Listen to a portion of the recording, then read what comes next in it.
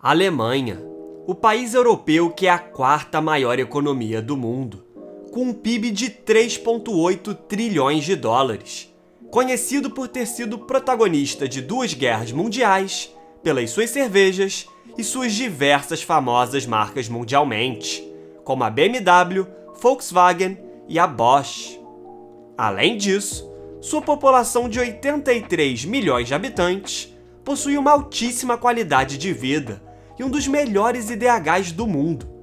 Porém, quando se fala da Alemanha atualmente, muitos não imaginariam que no início do século XXI, o país era chamado de homem doente da Europa e estava com dificuldades de reunificar a nação desde a década de 90. Mas como sempre, a Alemanha conseguiu contornar essa adversidade e se tornar o país mais influente do continente europeu, sendo líder e um dos principais pilares econômicos da União Europeia. E nesse vídeo, vamos entender como a Alemanha conseguiu prosperar, mesmo com tantas adversidades ao longo de sua história, além de explicar seu modelo econômico único e os desafios para o futuro. Primeiramente, é importante citar que a Alemanha é uma nação relativamente jovem, pois diferente de outras grandes nações europeias, como o Reino Unido e a França, a unificação alemã foi dada apenas em 1871, ocorrendo um atraso em sua industrialização que viria a se tornar rapidamente o seu principal setor econômico. Além disso, o fato de estar na linha de frente e sair perdedora de 2 guerras mundiais levou a momentos difíceis, pois no fim da Segunda Guerra Mundial, a Alemanha se encontrava destruída, com instituições fragilizadas pelo período nazista, além da alta da inflação, devido a controles de preços, produção e salários, junto com uma grande impressão de dinheiro para manter os gastos da guerra. Outro fator importante é que após a Segunda Guerra Mundial, a Alemanha foi dividida em 2 partes, entre a parte ocidental sob forte influência do Ocidente capitalista e a oriental sob influência do bloco soviético socialista. No caso da Alemanha Ocidental, a produção industrial era cerca de 1/3 menor do que antes da guerra, e com a produção de alimentos 50% menor. No entanto, diferente da Primeira Guerra Mundial, onde os vencedores impuseram fortes reparações de guerra aos alemães, desta vez os aliados perceberam que era necessário ajudar financeiramente e contribuir para a reconstrução do país pós-guerra, para evitar o surgimento de movimentos ultranacionalistas, além de manter distante a influência da União Soviética. Com isso, a Alemanha foi a 3ª nação mais beneficiada pelo Plano Marshall, a ajuda financeira do ex-inimigo Estados Unidos para recuperar os países europeus pós-Segunda Guerra, recebendo 14 bilhões de dólares entre 1948 e 1952, que ajudaram na retomada da indústria e na recuperação da infraestrutura. Contudo, diferente do que pode se pensar, o Plano Marshall não foi o principal responsável pela recuperação alemã, pois o Reino Unido e a França receberam mais dinheiro do que a Alemanha e não obtiveram o mesmo desempenho econômico pós-guerra. Nesse contexto,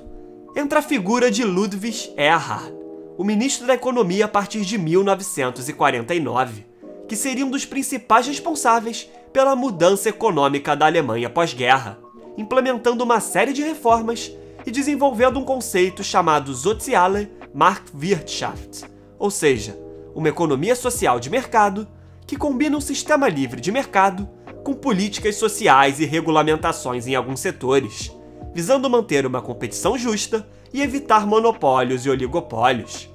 Com isso, Erhard adotou uma nova moeda, o marco alemão,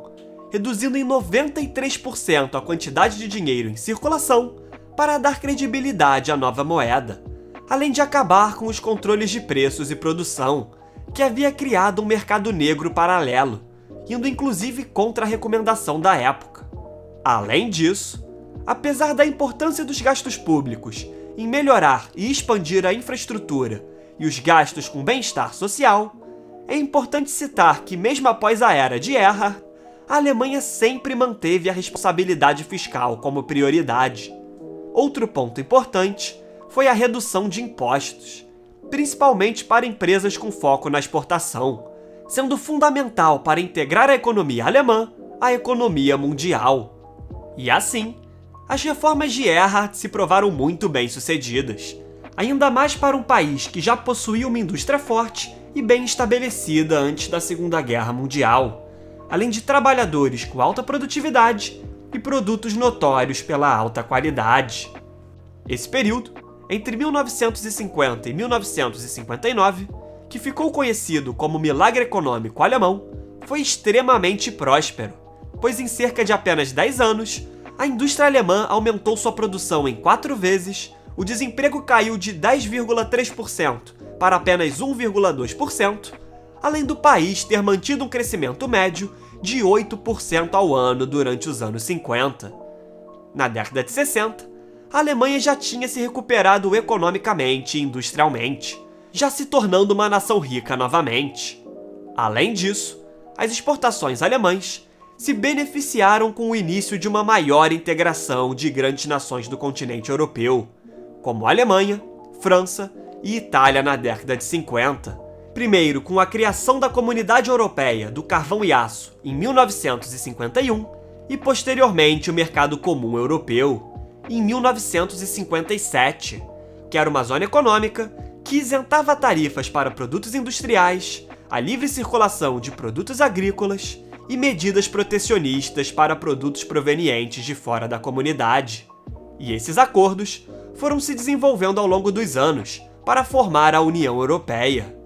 Todavia, esse otimismo econômico começou a tomar outro rumo com a problemática reunificação entre o lado ocidental e o oriental em 1990. Pois enquanto o lado ocidental prosperava economicamente e se tornava uma das economias mais avançadas do mundo, a Alemanha Oriental, por outro lado, estava sofrendo com a economia planejada da União Soviética, pois apesar de ter prosperado durante um período e manter um dos melhores padrões de vida do bloco soviético, o excesso de burocracia, as pesadas reparações de guerra aos soviéticos e a constante emigração de mão de obra qualificada fez o lado oriental ficar progressivamente atrás em relação ao Ocidente. Com a queda do Muro de Berlim em 1989 e a reunificação das duas Alemanhas, surgiu o dilema de como unir duas nações com níveis de desenvolvimento tão diferentes. Para efeitos de comparação, a renda per capita da Alemanha Ocidental em 1990 era 68% maior que da Alemanha Oriental. Sendo assim, esse processo foi muito complicado, tendo em vista que, para evitar uma intensa imigração para o lado ocidental, o governo alemão investiu cerca de 2 trilhões de dólares em transferências financeiras para melhorar a infraestrutura da Alemanha Oriental, além de manter as empresas do lado oriental competitivas através de incentivos fiscais no comércio e na indústria. Esse processo prejudicou o equilíbrio econômico e foi o principal responsável pela Alemanha ser chamada de homem doente da Europa no final dos anos 90 e início do século XXI. Para se ter uma ideia, entre 1998 e 2005, o crescimento alemão foi em média de apenas 1,2% ao ano, enquanto a taxa de desemprego bateu 11,7%. E atualmente, mesmo com uma integração bem-sucedida, a renda per capita do lado oriental ainda é 30% menor que a do lado ocidental. Com isso, surge a pergunta de como a Alemanha conseguiu mudar o rumo de sua economia. A resposta encontrada pelos alemães foi uma ampla reforma trabalhista, conhecida como Plano Hartz, que deu maior flexibilidade aos trabalhadores e tornou possível contratos temporários de trabalho. Outro ponto importante é que o sistema educacional alemão é fundamental para a característica exportadora da nação, principalmente porque, diferente da maioria dos países desenvolvidos, onde o objetivo do estudante é ir para a universidade, na Alemanha existe um sistema duplo, onde cerca de 54% da força de trabalho vem de pessoas que não seguiram a carreira acadêmica e preferiram estudar o ensino técnico, aprendendo a prática e com alta aplicabilidade para o mercado de trabalho. Além disso, a entrada na União Europeia e a adoção do euro em 1999 também foram fatores determinantes para impulsionar as exportações alemãs, uma vez que o valor do euro está atrelado à média de diversas economias dentro da União Europeia, com muitas delas sendo bem inferiores que a da Alemanha, como a Grécia, por exemplo. Nesse contexto, os produtos alemães se mantêm competitivos, pois se a Alemanha ainda usasse o marco alemão como moeda, ele seria mais valorizado do que o euro devido ao tamanho e destaque da economia alemã. Sendo assim, enquanto países como Itália e Portugal têm sofrido com a dificuldade de adoção de uma moeda mais valorizada, pois seus produtos estão perdendo a competitividade, a Alemanha mantém seu destaque dentro do bloco, servindo como principal líder político e o terceiro maior exportador de produtos do mundo, atrás apenas da China e dos Estados Unidos, além de possuir o maior superávit comercial do planeta, ou seja, quando o valor das exportações supera o valor das importações. E, naturalmente, quando se pensa na Alemanha, com certeza grandes empresas como Volkswagen, BMW e Adidas podem vir à mente. Mas outro grande fator pela estabilidade da economia alemã são as milhares de pequenas e médias empresas, conhecidas como Mittelstand, que representam metade do PIB alemão, 70% das exportações e empregam 60% dos trabalhadores. Essas empresas normalmente são familiares, passando de geração em geração e possuem uma grande identificação local. Além disso, dentro das Mittelstand, existem as campeões ocultas. Por exemplo, apesar da Alemanha ter apenas 28 das 500 maiores empresas do mundo, cerca de 48% das empresas pequenas são líderes de mercado. Essas companhias, desconhecidas pelo grande público, são a base de sua indústria e líderes mundiais nos mercados em que atuam. Um bom exemplo disso é a Vicart, que é especializada na produção de prensas hidráulicas. E quando os pedidos dos setores automotivo e de aviação diminuíram em 2020, como resultado da pandemia, ela conseguiu se adaptar, fabricando equipamentos que produzem tampões de vedação para recipientes de vacinas. E essas empresas são extremamente sólidas, pois pensam sempre ao longo prazo e mantêm baixos níveis de endividamento.